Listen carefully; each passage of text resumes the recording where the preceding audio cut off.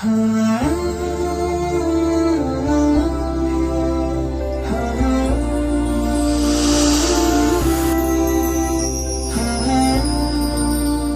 علیکم ورحمۃ اللہ وبرکاتہ۔ برادران اسلام، ایک اور اہم ترین مسئلہ جو ہمارے سامنے اس وقت بہت سنگین مسئلہ ہے، وہ ہے لاک ڈاؤن میں عید کیسے منائیں۔ بہت زیادہ لوگوں کی طرف سے یہ سوال آ رہے ہیں کہ عید کی نماز کیسے پڑھی جائے اور لاک ڈاؤن میں عید کیسے منائی جائے۔ تو اس سلسلے میں دو چیزیں میں آپ حضرات کو بیان کرنے کی کوشش کروں گا۔ سب سے پہلے تو لاک ڈاؤن میں عید مسلمان کیسے منائیں، اور دوسرے نمبر پر لاک ڈاؤن اگر اس طرح سے بدستور دنیا میں جاری رہتا ہے جیسا کہ ایسے آثار نظر آ رہے ہیں، تو پھر اس صورت میں عید کی نماز کا کیا۔ تو اس سلسلے میں سب سے پہلے تو ہم یہ سمجھ لیں کہ عید کا تصور ہم مسلمانوں نے اپنے ذہن و دماغ میں جو بٹھا رکھا ہے، وہ کیا بٹھا رکھا ہے کہ عید کس کو کہتے ہیں۔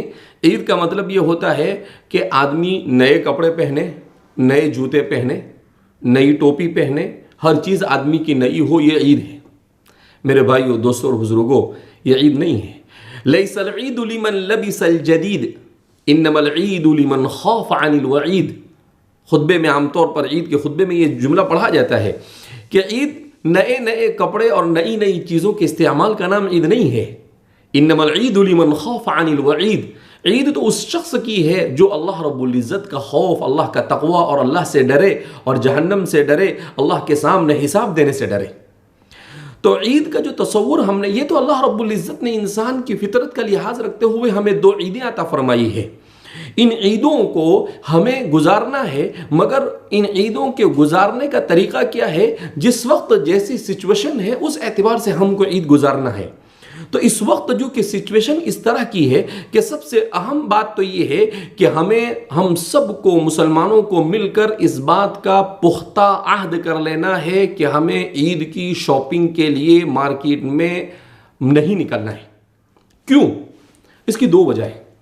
آپ جانتے ہیں کہ خاص طور پر ہمارے ہندوستان کی میڈیا اس وقت کس طرح کی چیزوں کو تلاش کرتی رہتی ہے۔ اگر ہم نے کہیں پر بھیڑ کی تو یہ ہم 50 جمع ہوئے، یہ اس کو 500 بتا کر بتلائیں گے اور ہمارے لیے مسائل کھڑے ہوں گے۔ ہماری بدنامی کا، اسلام کی بدنامی کا باعث، ملت اسلامیہ کی بدنامی کا باعث، اور خود ہمارے لیے پریشانی کے بہت سارے مشاکل کھڑے ہو سکتے ہیں۔ لہذا اس لیے عید کی شاپنگ کی کوئی ضرورت نہیں ہے۔ میرے دوستوں اور بزرگوں، نبی کریم صلی اللہ علیہ وسلم کی تعلیمات میں ایسا نہیں ملتا ہے کہ عید کے دن نیا ہی پہننا چاہیے۔ حضور کی تعلیمات میں یہ آتا ہے کہ عید کے دن آپ کے پاس جو کپڑے اور جو چیزیں ہیں اس میں جو اچھا ہے اسے استعمال کریں۔ نیا کا لفظ کہیں پر نبی کریم صلی اللہ علیہ وسلم نے استعمال نہیں کیا۔ کیوں؟ ہم نے اس کو فرض سمجھ لیا ہے۔ لہذا سب سے پہلے اپنا ذہن یہ بنائے کہ اس وقت اس سال کی عید ہم سادگی کے ساتھ منائیں گے۔ ہمیں نئے کپڑے کی ضرورت نہیں، ہمیں نئی کسی چیز کی ضرورت نہیں۔ جب ہمیں باہر نکلنا نہیں ہے، کہیں جانا نہیں ہے، تو کیا ضرورت ہے کہ ہم اس طرح کی نئی چیزوں کے لیے اپنے آپ کو، یہ صرف اپنے نفس کی خواہش کو پورا کرنے کا گویا کہ ایک عمل ہم کر رہے ہیں۔ لہذا اس بنا پر عید کی سادگی کے ساتھ گزارنے کی آپ حضرات سے مؤدبانہ درخواست ہے، آپ سے ریکویسٹ کرتا ہوں میں کہ آپ عید کو پوری سادگی کے ساتھ گزاریں۔ ایک بات۔ دوسری بات یہ کہ عید جو ہے، اس عید کو اگر لاک ڈاؤن نہیں کھلتا ہے تو ہم عید کی نماز کا کیا؟ تو اس سلسلے میں علماء نے لکھا ہے کہ عام حالات میں تو عید کی نماز عیدگاہ کے اندر پڑھنا یہ نبی کریم صلی اللہ علیہ وسلم کی سنت ہے۔ البتہ اگر حالات اس طرح کے پیدا ہو جائے کہ ہم اپنے گھر سے باہر نہیں نکل سکتے ہیں، اپنے گھروں ہی پر رہنا ہے، تو اس صورت میں عید کی نماز کا طریقہ علماء نے یہ بیان کیا ہے کہ جیسے جمعہ کے لیے مسجد شرط نہیں، ایسے ہی عید کے لیے مسجد اور عیدگاہ شرط نہیں ہے۔ جیسے جمعہ کے لیے 3 آدمی کے ہونے سے جمعہ ہو جاتی ہے، تو عید کے لیے بیان کیا جاتا ہے کہ اگر 4 آدمی ہو تو 4 آدمی گھر میں ہو، مرد آدمی گھر میں ہیں، تو اس صورت میں وہ عید کی نماز گھر پر ادا کر سکتے ہیں۔ کس طرح سے عید کی نماز کو گھر پر ادا کرنا ہے؟ ایسے ہی ادا کرنا ہے جیسے عیدگاہ میں ہر سال ادا کرتے ہیں، یعنی ہمیں 2 رکعت نماز پڑھنی ہے۔ کب 2 رکعت نماز پڑھنی ہے؟ اس وقت عام طور پر ہندوستان میں جو صبح صادق کا وقت ہوتا ہے وہ تقریباً 4:30 سے 4:45 کے درمیان ہوتا ہے، اور دنیا میں جہاں پر بھی جس اعتبار سے بھی ہوتا ہو، اور اس کے بعد سن رائز یعنی اشراق کا جو وقت شروع ہوتا ہے وہ سورج کے نکلنے کے بعد اس کے 2 رمح یعنی 15 سے 20 منٹ کے بعد سے عید کی نماز کا وقت شروع ہوتا ہے، زوال سے پہلے تک. یعنی آپ ہمارے ہندوستان کے اعتبار سے اگر ہم دیکھتے ہیں، بر صغیر کے اعتبار سے دیکھتے ہیں، تو آج کل گویا یوں سمجھیے کہ 6:15 ساڑھے 6 بجے سے شروع ہوتا ہے ٹائم، اور یہ رہے گا آپ کو 12 بجے تک، ایسا سمجھیے. البتہ افضل اس میں یہ ہے کہ اس کے ابتدائی وقت میں ادا کر لیا جاوے، اور بعض علماء نے لکھا ہے کہ تھوڑی سی تاخیر کے ساتھ، لیکن اگر ہم کو گھر پر ہی ادا کرنا ہے تو اس کو جلدی سے ادا کر لیا جاوے. اور عید کو جب ادا کیا جاوے تو عید کے لیے 2 رکعتیں نماز پڑھنی ہے، 2 رکعت پڑھنی ہے. ان 2 رکعتوں کو کیسے ادا کرنا ہے؟ 6 زائد تکبیروں کے ساتھ. تو سب سے پہلے ہمیں نیت کرنی ہے کہ اللہ 6 زائد تکبیر کے ساتھ عید کی 2 رکعت سنت نماز میں ادا کر رہا ہوں. اس کو زبان سے بولنے کی ضرورت نہیں، دل میں آپ نے سوچ لیا تو یہ کافی ہے. اس کے بعد اس کو کیسے شروع کریں گے؟ اللہ اکبر کہہ کر. سب سے پہلے یہ تکبیر تحریمہ ہوگی، پھر اس کے بعد اللہ اکبر کہہ کر آپ کو 3 مرتبہ تکبیر زائدہ کہنا ہے. ان 3 تکبیر زائدہ کے بعد آپ کو قول باندھ دینا ہے، اور پھر اس کے بعد اس میں سورہ فاتحہ پڑھنا ہے، اور اس کے ساتھ کوئی بھی سورت پڑھنی ہے. اس کے بعد رکوع اور سجدہ ہوگا، اس کے بعد کھڑے ہوں گے، کھڑے ہونے کے بعد سورہ فاتحہ پڑھیں گے، سورہ فاتحہ پڑھنے کے بعد اس کے ساتھ کسی سورت کو ملا کر پڑھیں گے. اس کے بعد رکوع میں جانے سے پہلے ہاتھ اٹھا کر 3 مرتبہ تکبیر زائدہ کہیں گے، اور 4تھی مرتبہ تکبیر زائدہ کہے بغیر رکوع میں چلے جائیں گے، اور پھر اس کے بعد رکوع اور سجدہ کر کر قومہ کر کر نماز پوری کریں گے. نماز پوری ہونے کے بعد دعا کریں گے، اور دعا کرنے کے بعد آپ خطبہ دیں گے. خطبے میں ضروری نہیں ہے کہ آپ لمبا چوڑا خطبہ دیں. خطبہ اس طرح سے بھی دیا جا سکتا ہے کہ الحمدللہ اور والصلاۃ والسلام علی رسول اللہ. اس کے بعد اگر آپ کو کچھ نہیں آتا ہے تو اس صورت میں آپ 2-3 قرآن کریم کی کوئی آیتیں اس کو پڑھ سکتے ہیں. ایک آدھ 2 حدیث یاد ہے تو اس کو پڑھ سکتے ہیں، پہلا خطبہ. پھر اس کے بعد بیٹھ کر دوسرا خطبہ، وہ بھی اسی طریقے سے دیا جا سکتا ہے.